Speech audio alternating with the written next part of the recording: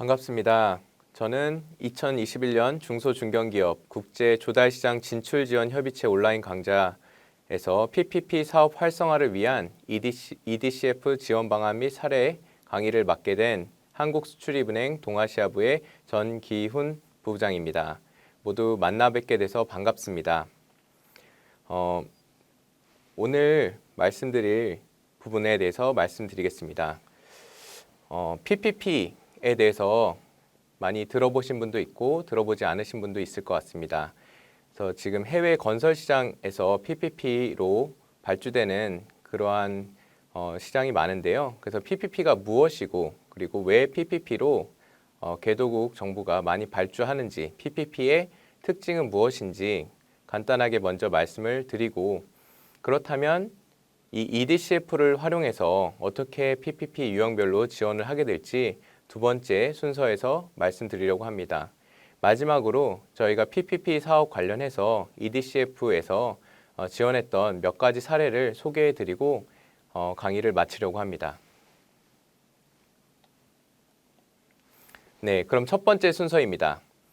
PPP 무엇이고 왜 하게 되는지에 대해서 설명을 드리고자 합니다. 그래서 PPP의 개념 및 종류, 그리고 신흥국 PPP 시장 동향 및 전망, 그리고 일반적인 PPP 사업의 재원 조달, 그리고 PPP 추진 시 ODA, 특별히 유상 원조를 왜 지원해야 하는지 네 번째에서 말씀을 드리겠습니다. 먼저 PPP의 개념 및 종류입니다. MDB에서는 PPP를 다음과 같이 정의하고 있습니다. 사실 PPP는 정의하는 기관에 따라서 다르긴 하지만 일반적으로 많이 쓰이는 PPP의 정의를 가져와 봤습니다. 월드뱅크에서는 PPP 레퍼런스 가이드에서 Long-term contract between a private party and government entity라고 일단 정의하고 있습니다. 즉 민간과 정부와 장기적인 계약을 전제로 하고 있습니다. 근데 무엇을 위한 계약이냐 하면은 Public Asset or Service, 그래서 공적 자산이나 서비스를 제공하는 그러한 계약을 의미하고 있습니다. 그리고 파란색 부분은 PPP의 특징에 대해서 설명하고 있습니다. 즉 민간 부문이 상당한 수준의 위험을 감수해야 하고, 그리고 성과가 보상에 연동이 되고, 그리고 민간 부문이 PPP 사업의 경영상의 책임을 지는 그러한 구조를 PPP라고 정의하고 있습니다. 그래서 이 PPP에는 다양한 형태의 PPP가 존재할 수 있습니다. 그래서 세 가지 카테고리별로 PPP를 정의할 수 있는데요.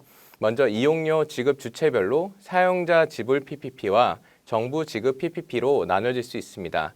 그래서 예를 들어 유료 도로를 사용하는 이용자가 이용료를 지불하는 경우는 유저페이 PPP라고 불립니다. 반대로 민자병원 사업과 같이 그 사용료를 이용자가 내지 않고 정부가 내는 경우는 Government Pays PPP, 정부 지급 PPP라고 불립니다.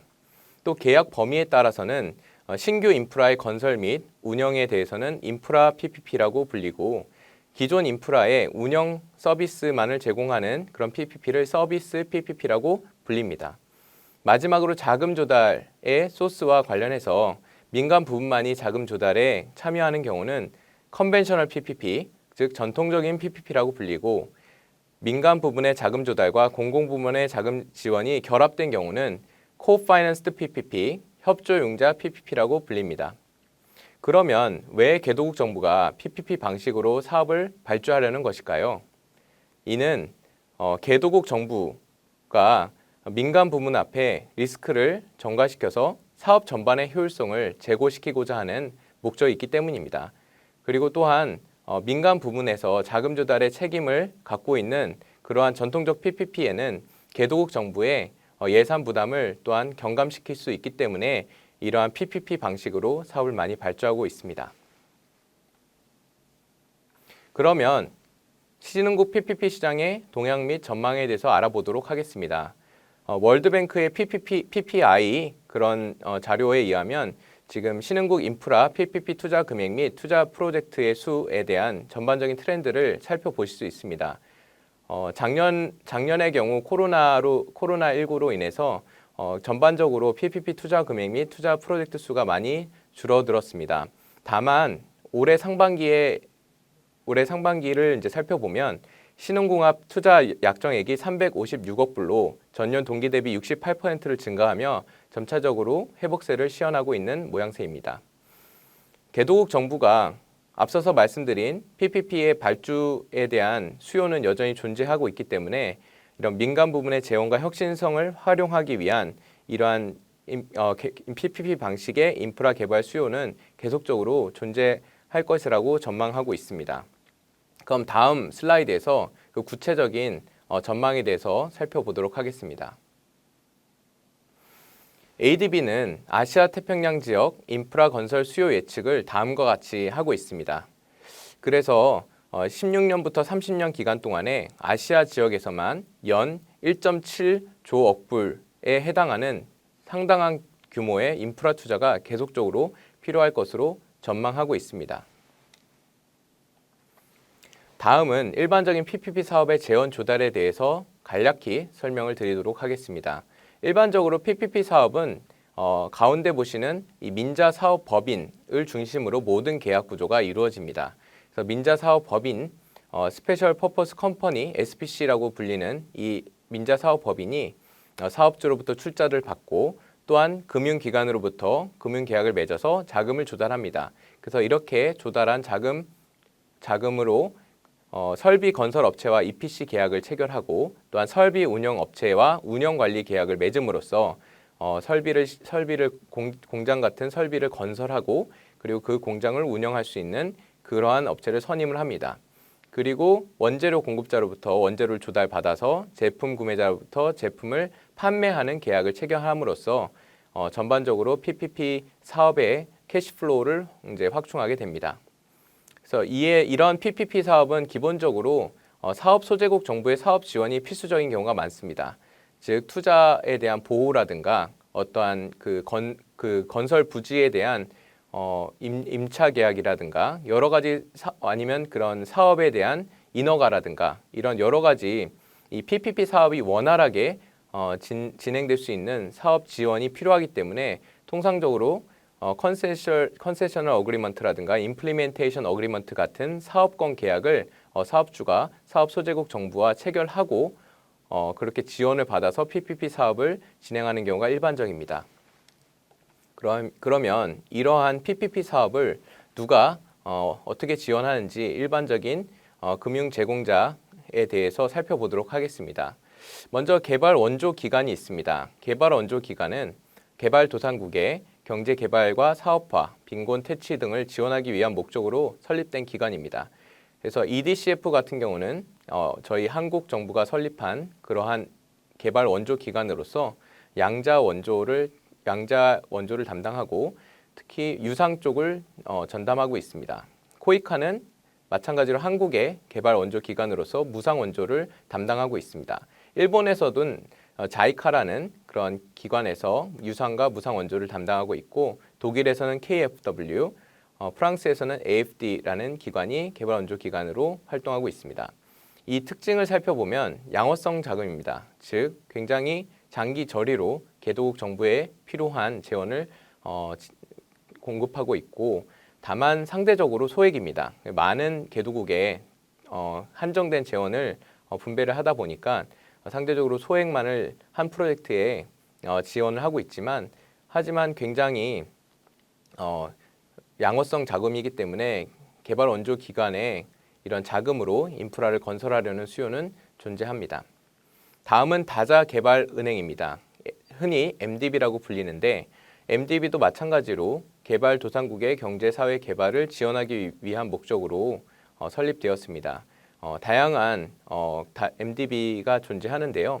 IBRD, 이제 ADB, IDB, EBRD, 까베이 등 지역별로 이런 다자개발은행이 존재합니다.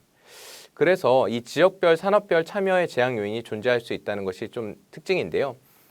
이러한 MDB의 회원국이 아니면 지원이 어려울 수 있습니다. 그리고 MDB 자체적인 어떤 지원의 가이드라인이 있기 때문에 석탄이나 어떤 이러한 지원이 안 되는 그러한 산업이 일부 존재할 수는 있습니다. MDB의 지원 조건은 상업금융화가 되어서 개발 원조 기관 대비는 상대적으로 고율일 수는 있고 상업금융과의 협조융자의 촉매 역할을 담당하기 위해서 상업금융과 상업금융기관과 많이 참여하고 있습니다. 그리고 다음으로는 공적 수출 신용기관이 있습니다. 흔히 ECA라고 불리고 있습니다. 한국수출입은행이 ECA인데요. 자국의 수출, 해외 투자 증진을 통한 외화 획득, 고용 창출을 목적으로 설립이 되었습니다. 그리고 저희 수출입은행 외에도 무역보험공사가 ECA로서 무역보험을 공급하는 역할을 하고 있고요.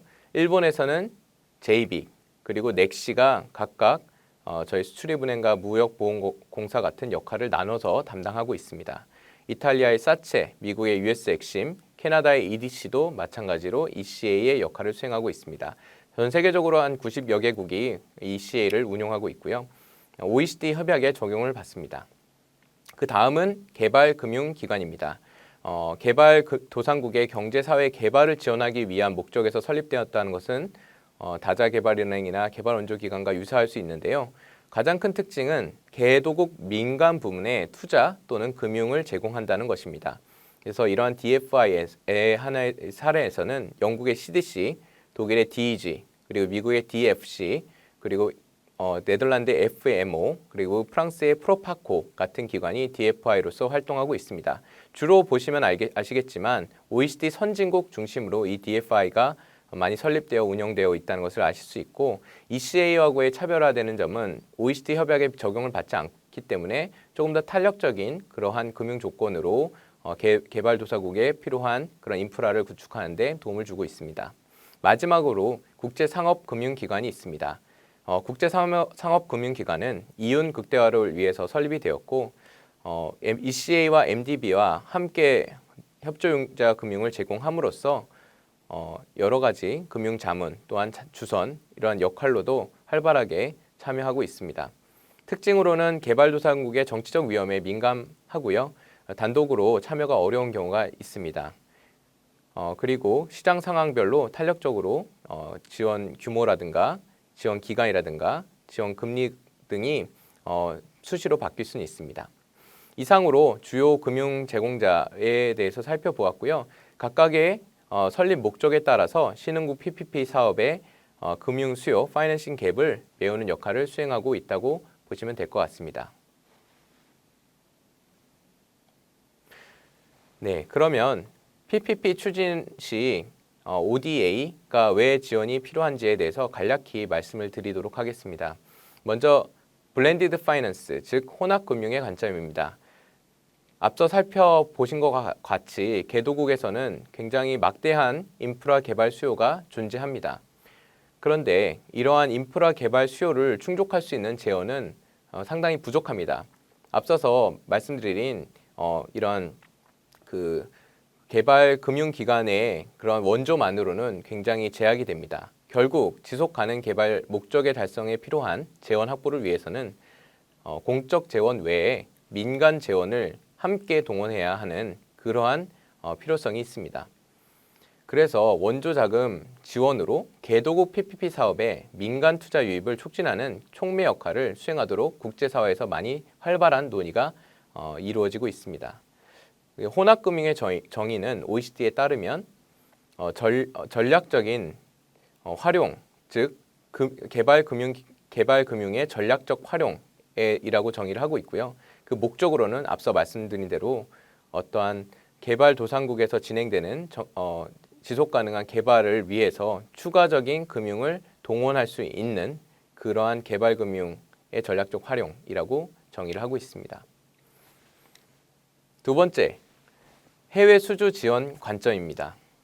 그래서 저희 우리나라에서도 지금 해외 건설 수주 실적의 추이를 보시면 2014년 이후로 상당히 많은 수주 규모가 감소한 것을 보실 수 있습니다. 그래서 지금 2021년 11월 26일 기준으로 지금 213억 불 정도 수주를 한 것으로 지금 해외 건설 종합 서비스에 나와 있는데요. 굉장히 많은 정책들이 해외 건설을 수주를 뒷받침하고자 하는 많은 정부의 노력들이 있습니다.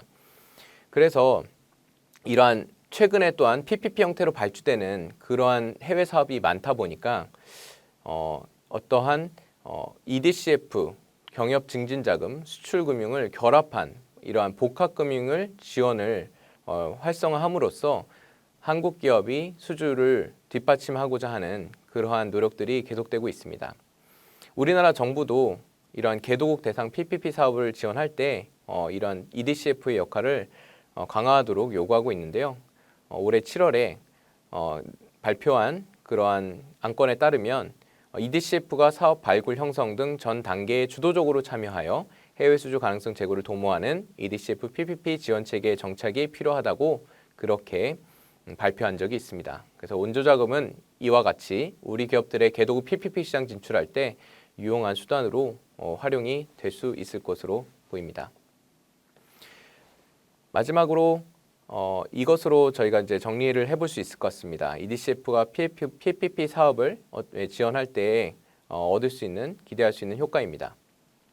먼저 EDCF는 앞서 말씀드린 대로 혼합금융에 대한 촉매 역할을 감당함으로써 원조의 효과성 제고에 기여할 수 있습니다. 그리고 앞서 말씀드린 대로 해외 수주에 대한 경쟁력을 강화하도록 우리 기업의 진출을 지원할 수 있습니다.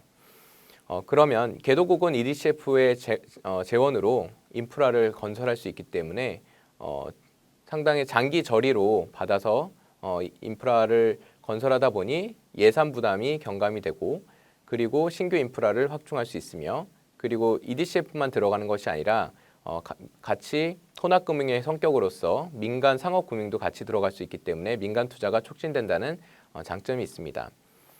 마지막으로 민간 투자자 입장에서는 이런 EDCF를 통해서 개도국에서 진행되는 PPP 시장에 대한 사업 기회가 증대되는 그러한 장점이 있고 또한 EDCF로 투자 수익률을 보완하기 때문에 EDCF 없이 사실 개도국 인프라 사업이 어려운 것을 EDCF가 보완함으로 인해서 사업 수익성이 향상되는 그런 장점이 있습니다. 예, 그럼 두 번째 EDCF의 PPP 유형별 지원 방안에 대해서 간략히 말씀을 드리겠습니다. 연계 지원 방안에 대해서 매트릭스 형태로 간략히 소개를 드리고 각 PPP 유형별 연계 지원 방안에 대해서 말씀을 드리도록 하겠습니다. 먼저 연계 지원 방안 개요입니다. EDCF의 차관의 종류에는 여러 가지가 있습니다. 근데 저희가 통상적으로 PPP 사업에 지원하는 것은 개발 사업 차관, 디벨롭먼트 프로젝트 론과 민자 사업 차관, 퍼블릭 프라이빗 파트너십 론 이 두 가지가 많이 쓰입니다. EDCF 차관의 금융 조건은 저희가 총 사업비 범위 내에서 지원이 가능하고 최장 40년 이내, 최장 15년 이내 이런 지원이 가능합니다. 이건 국가의 소득 수준별로 저희가 지원 조건은 달라질 수 있기 때문에 참고로 하시면 될 것 같습니다. 그럼 EDCF에서 민자 사업을 어떻게 정의하는지 간단히 살펴보겠습니다. 공공부문 외의 자로서 개도국 정부로부터 사업 시행자로 지정을 받아 민자 사업을 시행하는 법인이 시행하는 사업 기반 시설의 신설, 증설, 개량 또는 운영을 위한 사업을 의미한다고 대외경제협력기금 운용관리 규정에서 정의하고 있습니다. 앞서 말씀드린 그런 PPP의 사업 정의하고 연관이 있습니다. 그래서 통상적으로 저희가 이 PPP 민자 사업 차관을 저희가 지원할 수 있도록 이미 규정화를 해놓았다는 것을 살펴볼 수 있습니다. 그러면 PPP 유형별로 EDCF 연계 지원 방안을 말씀드리겠습니다. 통상 EDCF의 지원 형태는 민자 사업을 직접 지원하느냐, 간접 지원하느냐에 따라서 나눠지고 또한 일반적으로 상업성이 있는 사업, 또 상업성이 없는 사업 이 두 가지로 나눠본다면 유형 1번부터 4번까지의 그러한 유형으로 나눠 볼 수 있을 것 같습니다. 그래서 상업성이 있는 사업의 민자 사업의 간접 지원화 형태는 주변 연계 인프라를 지원하는 형태입니다. 자세한 건 뒤에서 다시 설명을 드리겠습니다. 그리고 유형 두 번째는 상업성이 있는 사업을 직접 지원한 형태로서 개도국 정부가 민자사업법인 앞에 출자금 또는 대여금을 지원하는 그런 재원을 EDCF가 지원하는 형태입니다. 세 번째는 상업성이 없는 도로, 교량, 철도, 병원 등의 사업에 대해서 민자사업을 간접 지원한 형태입니다. 그래서 구간을 분리한다든가 그래서 민자병원의 기자재를 별도로 공급한다든가 하는 사업 범위 분할 지원에 해당합니다. 마지막으로 유형 네 번째는 상업성이 없는 사업에 직접 지원한 형태로서 개도국 정부가 민자사업 법인 앞에 보조금을 지원하는 경우 EDCF의 재원으로 충당하는 그러한 경우를 의미합니다. 상세한 지원 방식은 다음에 설명을 드리겠습니다. 먼저 유형 첫 번째입니다. 상업성이 있는 PPP 사업에 대해서 간접 지원하는 형태입니다. 이런 사례들은 저희가 민자사업 예를 들어 발전소 산업단지를 건설을 할 때 민자사업의 범위에 포함이 될 수도 있지만 그렇게 될 경우 사업 범위에 대해서 사실 조달해야 되는 총 사업 비용이 늘어납니다. 그렇게 되면 전체적으로 민자사업의 수익성이 떨어지기 때문에 송변전시설이라든가 진입도로 같은 연계 인프라를 민자사업의 그런 사업 범위에서 제외시키고 이런 것들을 그 수원국 정부의 건설의 책임으로 하고 그 재원으로서 EDCF를 원조 자금을 이제 활용하는 그러한 경우를 의미합니다. 그래서 말씀드렸다시피 이러한 민자사업 추진을 위해서 꼭 필요한 연계 인프라지만 민자사업자가 건설할 경우는 굉장히 큰 부담이 있기 때문에 이런 것들을 EDCF의 개발사업 차관으로 지원하는 것입니다. 그래서 민자사업의 진행을 촉진시킬 수 있다는 장점이 있습니다. 다음은 유형 두 번째로서 상업성이 있는 PPP 사업을 직접 지원하는 형태입니다. 이것은 개도국 정부가 민자사업법인에 정부 출자금을 직접 지원한다든가 아니면 대여를 해준다든가 이러한 사례가 있습니다. 그래서 뒤에서 좀 살펴보시겠지만 저희도 이러한 개도국 정부가 민자사업법인에 참여를 할 때 이런 유형 두 번째를 EDCF가 민자사업 차관으로 지원했던 사례가 있는데요. 그래서 이러한 출자금 또는 대여금 소요 재원을 저희 EDCF가 민자사업 차관으로 지원하는 것입니다. 그래서 이거는 저희가 민자사업 법인에 직접 지원한 형태는 아니고요. 개도국 정부를 통해서 지급하게 됩니다. 그래서 결국은 EDCF의 차주는 여전히 개도국 정부가 되는 것이고요. 그래서 이러한 정부의 직접적인 재원 조달을 EDCF가 지원함으로 인해서 PPP 사업의 추진 가능성을 제고시킬 수 있습니다. 다음은 유형 세 번째입니다. 상업성이 없는 PPP 사업에 간접 지원하는 형태입니다. 그래서 이것은 정부 재정 사업과 민자 사업이 동시에 이제 추진하는 구조를 의미하는데 다만 어떤 정부 재정 구간과 민자 구간을 분리시켜서 건설을 하고 다만 운영은 민자사업법인에게 맡겨서 민자사업법인의 수익성을 제고시키는 그러한 형태를 의미합니다. 그래서 PPP로 전 구간을 건설했을 때 대비 사업의 전체적인 수익성이 제고되어서 그렇지 아니었을 경우 민자사업자가 참여가 어려운데 이렇게 정부 재정사업 구간을 나눠줄 경우 민간 사업자가 더 이 사업에 참여할 수 있는 요인이 증대되게 됩니다. 그래서 이러한 형태로 특히 이제 도로 사업이라든가 어떤 교량 사업의 경우 이런 방식으로 많이 PPP 사업에 EDCF도 지원할 수 있는 그런 가능성을 모색하고 있습니다. 다음은 두 번째인데요. 마찬가지로 유형 세 번째에서 간접 지원한 형태입니다. 이거는 이제 병원 사업을 예를 들었습니다. 그래서 개도국 정부가 PPP 방식의 종합병원을 건설을 할 때 모든 이제 과업 범위를 이제 민자사업법인에게 맡길 수도 있지만 그렇게 될 경우 역시 마찬가지로 민자사업법인이 조달해야 되는 그러한 금융이 많아지게 됩니다. 그래서 의료 기자재만은 EDCF가 개도국 정부 앞에 기자재 차관으로 지원을 하고 나머지 병원 건립 및 운영 관리 그러한 영무만을 민자사업 법인을 통해서 지원하도록 한다면 상당한 금액을 절감시킬 수 있습니다.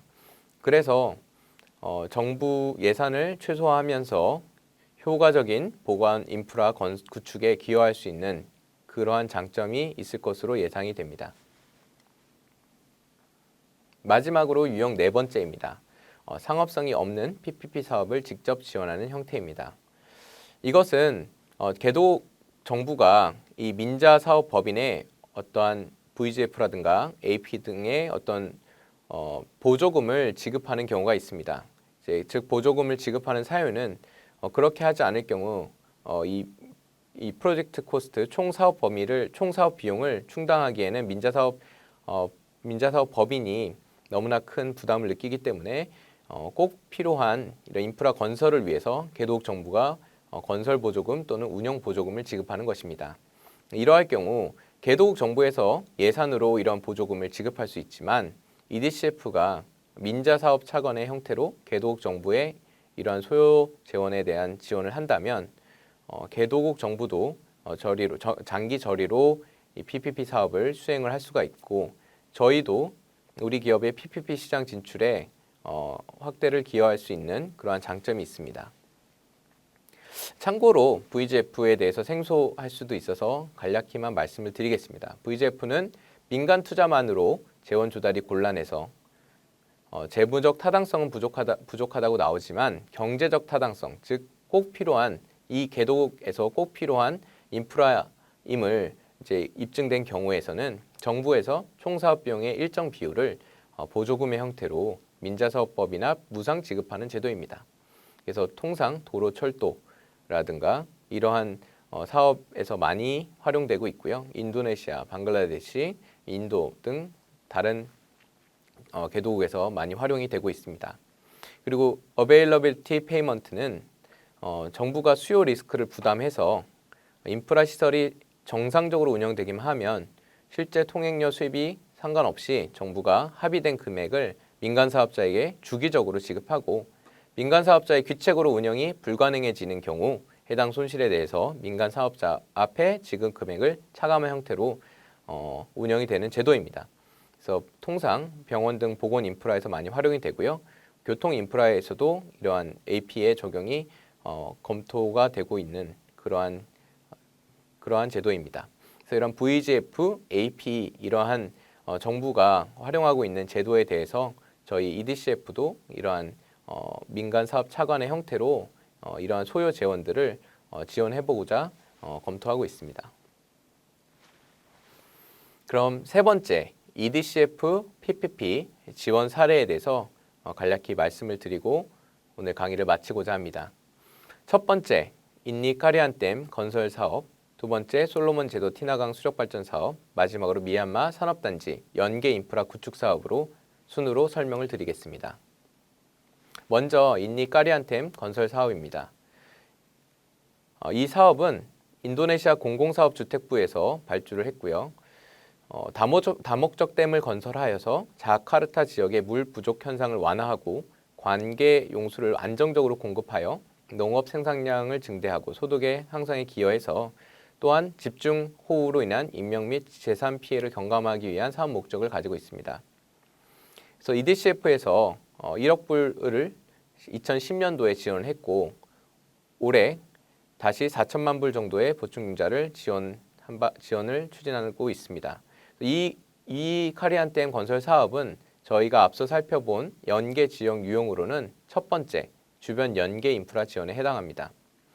EDCF 자금으로 다목적 댐 건설을 지원을 했는데 이 댐 건설로 그친 것이 아니라 도수로와 정수장을 포함한 전체 상수도 공급에 대한 밸류체인을 패키지로 한국 기업들이 지원하는 사업입니다. 그래서 대형 수자원 인프라 사업이라고 할 수 있겠고 저희가 이제 말씀드렸던 복합금융으로 실제로 추진되고 있는 사업에 해당합니다.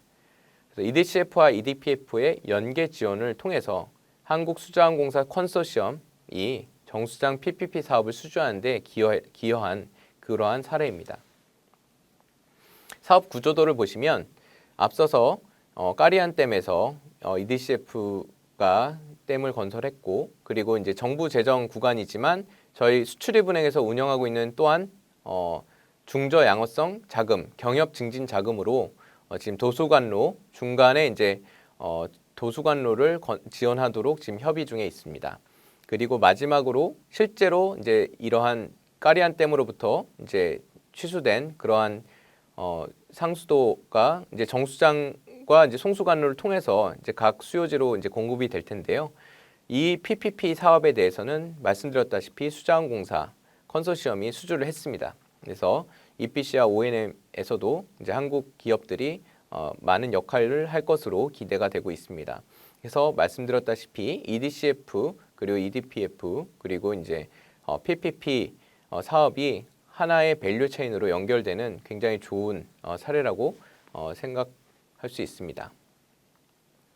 그럼 두 번째 솔로몬 제도 티나강 수력 발전 사업에 대해서 말씀드리겠습니다. 이거는 현대 엔지니어링과 한국수자원공사가 민간 투자자로 참여했던 사업인데요. 사업 내용을 보시면 솔로몬 제도 호니이라 섬 티나강 유역에 15메가와트 수력 발전 시설을 건설하고 운영하는 사업입니다. 총 사업비는 2억 4천만 불 정도 소요가 되고요. EPC 계약은 현대 엔지니어링, O&M 계약은 한국수자원공사가 각각 맡았습니다. 그래서 금융지원 보시면 EDCF가 3,200만 불을 지원했는데요. 저희뿐만 아니라 월드뱅크, 아시아개발인 ADB, 그리고 녹색금융기구인 GCF 등 다른 국제금융기관과 협조융자 자금을 지원한 사례입니다.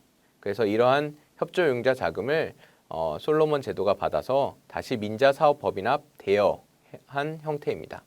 그래서 연계 지원 유형을 보시면 개도국 정부의 민자사업법인합 대여금 소연 재원을 지원한 유형 두 번째에 해당합니다. 지원 의의를 보시면 솔로몬 제도 최초의 PPP 사업이었고 우리 기업이 컨소시엄을 구성해서 해외 투자 개발형 사업에 참여했던 사례입니다. 그래서 민간 사업 금융기관이 접근하기 어려운 이 동국의 특성을 감안해서 EDCF와 다른 국제금융기관들이 협조용자의 형태로 부족한 재원을 보완하고 해당국의 최우선 인프라 사업을 지원했다는 의의가 있습니다. 이 수력 발전 사업 전에는 디젤 발전으로 필요한 이제 전력을 공급해 왔는데요. 디젤 발전을 돌리면 아시다시피 이산화탄소가 많이 배출되기 때문에 기후 변화에는 상당히 좋지 않습니다. 그래서 지구 온난화를 예방하고 기후 변화를 대응하기 위해서 이러한 디젤 발전을 이러한 수력 발전 친환경 수력 발전으로 대체함으로써 이러한 전력 인프라를 개선하는 그러한 사업으로 실시가 되게 되었습니다. 사업 구조도를 보시면 민자사업법인, 민간 투자자 현대엔지니어링과 한국수자원공사가 지분 투자하여 설립한 민자사업법인을 중심으로 모든 계약 구조가 이루어지고 있는 것을 보실 수 있습니다. 말씀드렸다시피 EDCF를 비롯한 국제금융기구들이 차관 및 무상 공여의 형태로 솔로몬 제도 정부 앞에 자금을 지원을 했고 그 동자금을 바탕으로 대출을 민자사업법인 앞에 해주는 그런 형태로 자금을 조달하였습니다.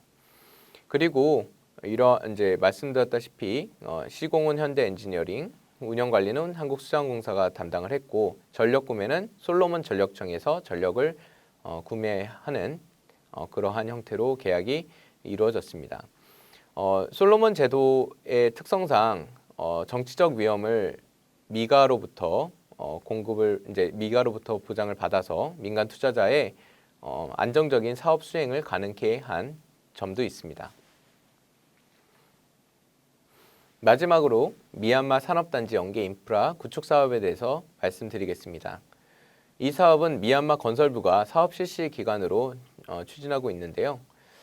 상수도 공급, 진입도로 확장, 그리고 전력 공급이라는 이러한 부분을 EDCF가 지원함으로써 한 미얀마 경제협력 산업단지의 원활한 가동에 기여하고 이를 통해 외자 유치, 일자리 창출, 그리고 지역 산업을 육성하고자 하는 목적이 있습니다.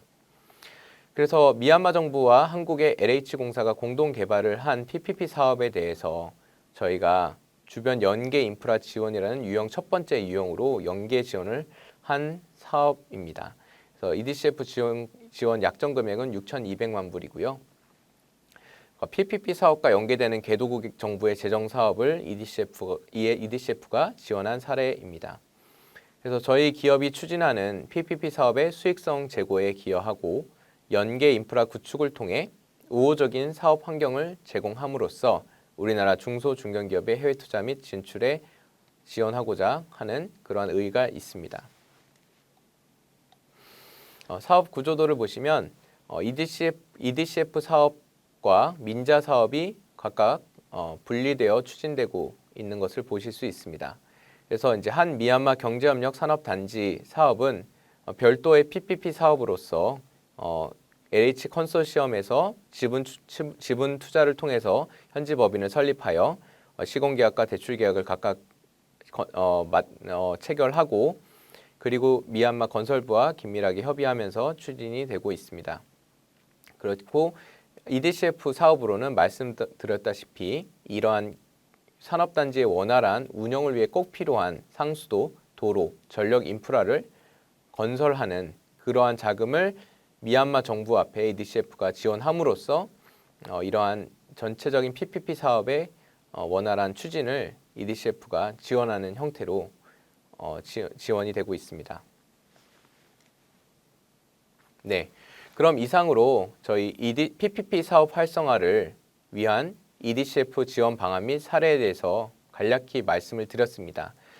앞서서 말씀드린 것처럼 저희 EDCF가 우리 기업의 PPP 시장 진출 및 PPP 사업의 원활한 수행을 지원할 수 있도록 저희가 여러 가지 연계 지원 방안을 놓고 활발하게 지원을 검토하고 있습니다. 그래서 이 영상을 보시는 혹시 한국 기업분들이 이러한 PPP 사업에 EDCF가 요긴하게 사용이 될 수 있다는 것을 아시는 그런 계기가 되었으면 좋겠고 혹시 더 궁금하신 사항이 있으면 저희 한국수출입은행 동아시아부 전기훈 부부장 앞으로 연락 주시면 감사하겠습니다. 이상으로 강의를 마치도록 하겠습니다. 경청해 주셔서 감사합니다.